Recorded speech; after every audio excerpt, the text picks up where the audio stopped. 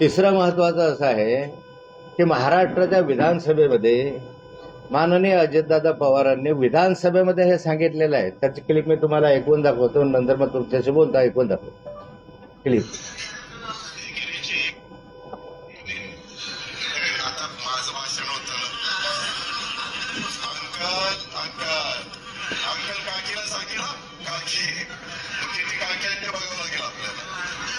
अध्यक्ष महोदय, आता हा अजितदादांचा महाराष्ट्राच्या विधानसभेमधला काय म्हणताय भाष्य आहे.